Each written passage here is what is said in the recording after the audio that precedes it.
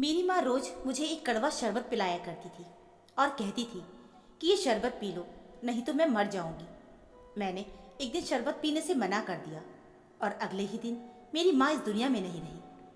फिर एक दिन शरबत का राज जानकर मेरे कदमों तले जमीन निकल गई थी। वो शरबत नहीं, वो तो एक मेरा नाम पंकज है। ये बात उस समय की है जब मेरी उम्र 17 साल की थी। हम जॉइंट फैमिली में रहते थे। मेरे पापा के 4 भाई थे। मेरे पापा सबसे छोटे थे। उन सबकी औलादें जवान थीं और सब अपने अपने घरों की हो गई थी। सबके यहाँ बेटियाँ थीं। मैं ही उस खानदान का इकलौता बेटा था। इस वजह से सबका लाडला था। खानदान का इकलौता बेटा होने की वजह से सब मुझसे बहुत प्यार करती थी और सब मेरे नखरे भी उठाते थे। मेरे सारे चाचा मुझे ऐसे प्यार करते थे जैसे मैं असल में उनका अपना बेटा हूँ। मेरे मुंह से निकली कोई भी ख्वाहिश 2 मिनट में ही पूरी कर दी जाती थी। पर उस घर में एक ही इंसान ऐसा था जिसने मेरे साथ लाड़ तो क्या, मेरे से प्यार से बात तक नहीं की थी। जिसने मुझे कभी प्यार भरी नज़रों से देखा भी नहीं था। उसने कभी मेरी हिम्मत तक नहीं बढ़ाई। कभी मुझे ये भी नहीं कहा कि मैं उसके लिए अहम हूँ। और वो थी मेरी माँ। मेरी माँ मेरे साथ सौतेले बेटे जैसा सलूक करती थी। मैं पढ़ाई में बहुत अच्छा था, हर बार फर्स्ट भी आता था। फिर भी वो मेरी तारीफ कभी नहीं करती थी। कोई भी अच्छा काम करता तो भी मुझे गुस्सा होती थी। पापा भी अक्सर उनको समझाते थे कि ऐसा क्यों करती हो तुम। सब रिश्तेदार भी कहते थे कि इस औरत को अपने बेटे की कदर ही नहीं है। एक दिन मेरी माँ ने तंग आकर सबके सामने कह ही दिया कि हाँ, मैं एक बेटे की माँ हूँ तो क्या करूँ, इसमें कौन सी बड़ी बात है। तुम लोगों के घर सिर्फ बेटियाँ हैं, इसलिए तुम्हारे लिए ये बात बड़ी होगी। मेरे लिए कोई बड़ी बात नहीं है। तुम लोगों को इतना एहसास है तो तुम कर लिया करो इसकी फिक्र, उठाओ इसके नखरे, लेकिन मुझे मेरे हाल पर छोड़ दो। मैंने आज तक अपनी माँ से कोई बदतमीजी नहीं की थी। उसके हुक्म के खिलाफ जाकर कोई भी ऐसा काम नहीं किया था। फिर भी उसका रवैया मेरे साथ ऐसा क्यों था, मेरी ये बात बिल्कुल भी समझ नहीं आती थी। मुझे ये भी पता चला कि एक बार मेरे बाप ने मेरी माँ से ज़बरदस्ती तलाक भी ले लिया था, लेकिन फिर उन्होंने दोबारा शादी भी की थी। माँ ने मुझे इस बात की वजह भी नहीं बताई। वो मुझसे अपने दुख तक नहीं बांटती थी। पर मेरी तो वो माँ थी। मैं फिर भी उनसे बहुत मोहब्बत करता था। एक चाची का रवैया भी सबके साथ बहुत ज़्यादा बुरा था, लेकिन वो तो सबके साथ ऐसी थी और हम जानते थे कि वो है ही ऐसी। लेकिन मेरी माँ मेरे चचेरे के साथ अच्छे से पेश आती थी। पर मैं तो उनका अपना बेटा था, लेकिन मुझसे प्यार नहीं करती थी। मैं उनकी मोहब्बत के लिए तरसता रहता था। उसके अलावा हर रात मेरी माँ मुझे एक जहर जैसा कड़वा शरबत पिलाती थी। ये काम वो मेरे बचपन से कर रही थी। पहले मैं छोटा था, उनकी बात को मान लेता था, पर मुझे उनका ये रवैया बिल्कुल भी समझ नहीं आता था कि आखिर वो मुझको ये शरबत क्यों पिलाती थी। बस एक यही काम था जो वो मेरे लिए करती थी, और रात को मेरे कमरे में मेरे लिए वो शरबत लेकर आया करती थी। और उस वक्त तक वो मेरे पास ही बैठी रहती थी, जब तक कि मैं उस शरबत को पी ना लेता।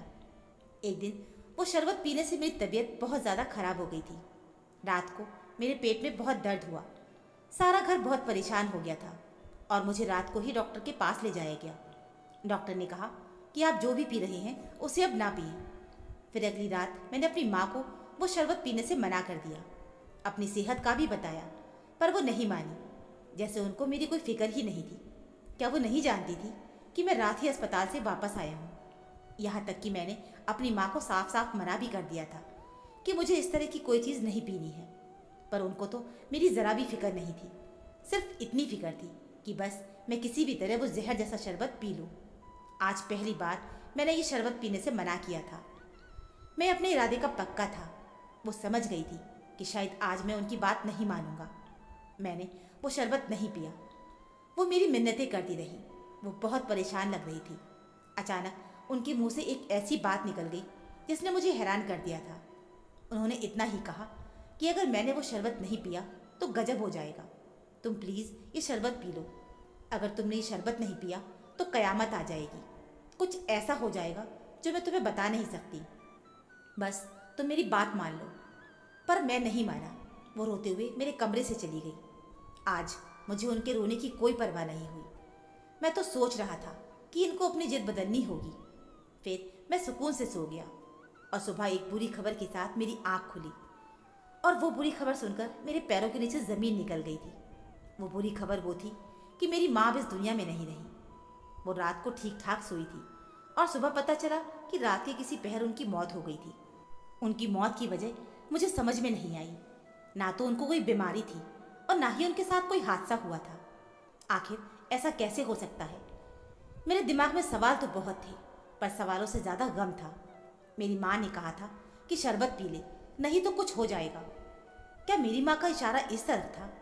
और शरबत पीने से मेरी माँ की ज़िंदगी पर क्या असर हो सकता था? ये बात मेरी समझ से बाहर थी, लेकिन मैं खुद को मुजरिम महसूस कर रहा था।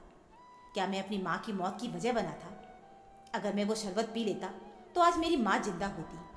सवाल और सदमा मिलकर मेरी जान ले रहे थे। मैं एक दिमागी मरीज की तरह बन गया था। मेरे लिए ये सदमा बहुत बड़ा था। घर में शोक का माहौल था और पापा भी सदमे में थे। कुछ दिन के बाद मैं अपने दोस्त के घर चला गया। वो भी मुझे तसल्ली दे रहा था। ये पहली बार था कि मैं अपनी माँ की मौत के बाद घर से निकला था। आसमान पर चांद था। उसकी चांदनी सितारों की टिमटिमाती रोशनी ने माहौल को खुशगवार बनाया हुआ था। रात के सन्नाटे में अकेले यात्रा का ये मेरा पहला चांस था। जब से मेरी माँ इस दुनिया से गई थी, मैंने वो शरबत नहीं पिया था। तब से ही मेरे सर में बहुत दर्द रहने लगा था। ऐसा दर्द जिसको मैं नज़रअंदाज भी नहीं कर सकता था। मैं एक डॉक्टर के पास गया तो उसने कहा कि शायद टेंशन और सदमे की वजह से आपके सर में दर्द है। पर मैं जानता था कि असल वजह क्या है। ये दर्द तो मेरी जान ही नहीं छोड़ रहा था। घर के हालात भी कुछ अजीब से हो गए थे। चाचा ने सिर्फ मुझे बताया कि कारोबार में बहुत बड़ा नुकसान हो गया है। अब कारोबार में बहुत ही मुश्किल आ रही है। और मेरे पापा तो तब से बीमार ही थे। जब से मेरी माँ इस दुनिया से गई थी, वो तो बिस्तर से ही लग पड़े थे। मुझे समझ में नहीं आ रहा था कि आखिर ये सब हो क्या रहा है। मेरे सर का दर्द भी नहीं जा रहा था। मैं दवाइयाँ खा खा कर पागल सा हो चुका था। चाचा ने कारोबार में नुकसान की बात मेरे पापा को नहीं बताई और मुझे भी कहा था कि ये बात घर में ना बताना, नहीं तो सब और भी परेशान हो जाएंगे। सब कह रहे थे कि जब से मेरी माँ गई है तो घर के हालात भी खराब हो गए हैं। पर मुझे लग रहा था कि बात ये नहीं थी, बात कोई और भी है। फिर मुझे मेरी माँ की बात याद आई कि अगर मैंने वो शरबत पीना छोड़ दिया तो सब कुछ खत्म हो जाएगा। मैं अपनी माँ के कमरे में गया और तलाश कर रहा था कि वो शरबत कैसे बनाती थी। उनकी एक डायरी मिली जिसमें एक पेज पर कुछ लिखा था। उसको देखकर मैं हैरान रह गया। उस पर शायद किसी का पता लिखा था, जिसके नीचे लिखा था, मुसीबत में इनसे मिले।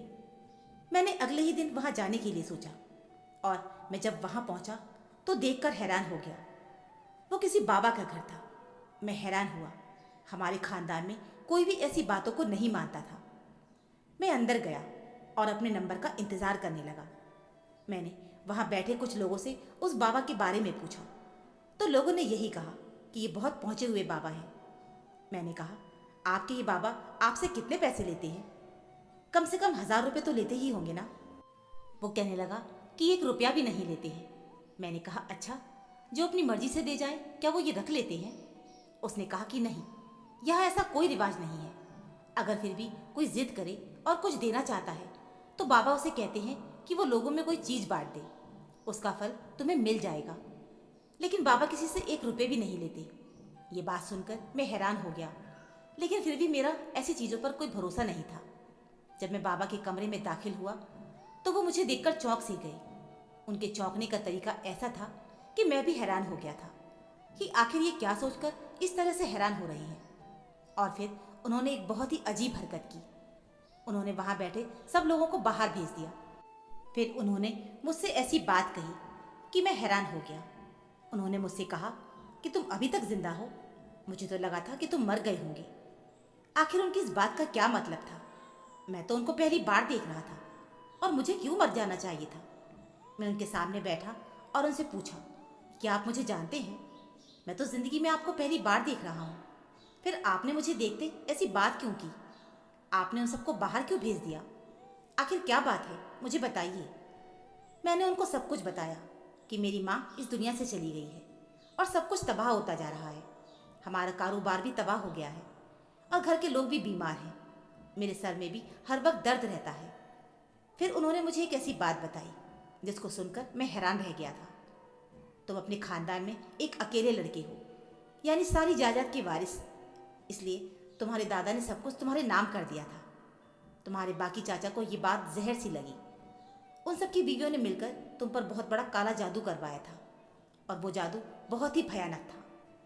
हम भी हैरान थे कि कोई इस कदर पत्थर दिल कैसे हो सकता है कि किसी पर ऐसा जादू करवा सकता हो। इस जादू की वजह से तुम बस 2-3 महीने ही जी पाते, पर तुम्हारी माँ जो कि एक अच्छे दिल वाली औरत थी, उसको सब कुछ पता चल गया था। उसने तुम्हारे बाप को भी बताया तो उनमें झगड़ा भी हो गया था। तुम्हारे बाप ने गुस्से में आकर तुम्हारी माँ को तलाक दे दिया था और फिर तुम्हारे बाप को अपनी गलती का एहसास भी हुआ तो उन्होंने तुम्हारी माँ से दोबारा शादी भी कर ली। एक दिन तुम्हारी माँ तुम्हारे बाप को लेकर मेरे पास आई थी। मैंने उनको सब कुछ बताया, लेकिन उन्हें फिर भी विश्वास नहीं हुआ और फिर तुम्हारी माँ ने मुझसे कोई हल पूछा।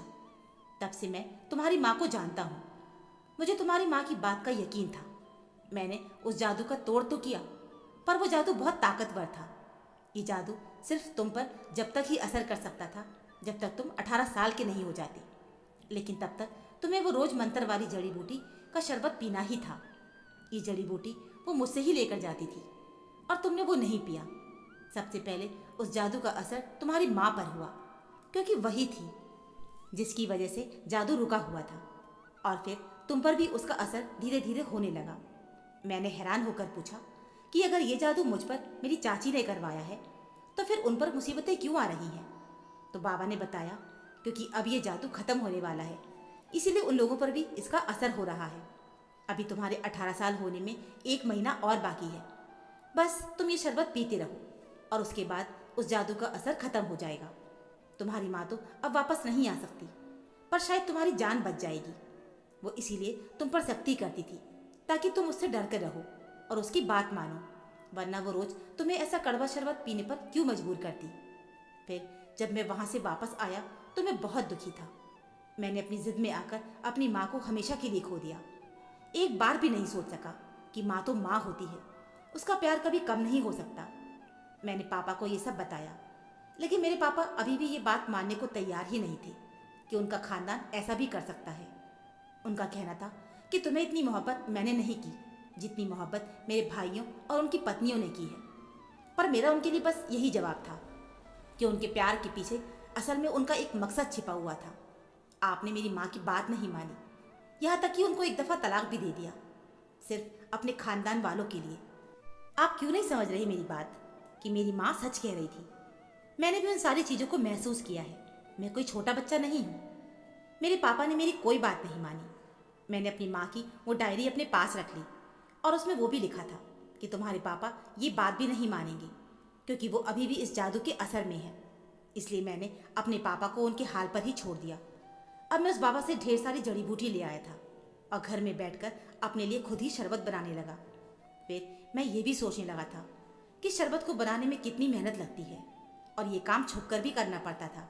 मेरी माँ ने मेरी जान बचाने की खातिर क्या कुछ नहीं किया और मैंने जाते जाते उनसे बदतमीजी कर दी। ये शिकवा मुझे खुद से सारी जिंदगी रहेगा। मैंने 1 महीने तक वो शरबत पिया और 18 साल का होने के बाद मैं शहर चला गया।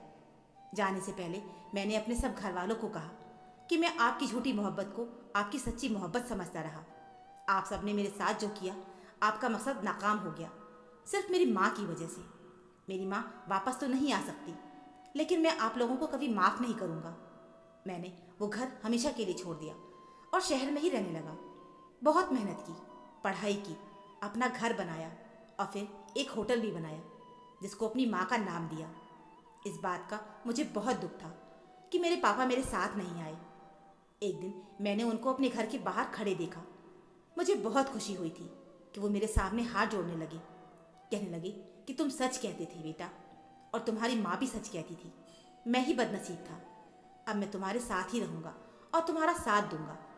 मेरे पापा ने ये भी बताया कि मेरे जाने के बाद उस घर में बहुत मुसीबत आई। शायद उनको उनके कर्मों की सज़ा मिल रही थी।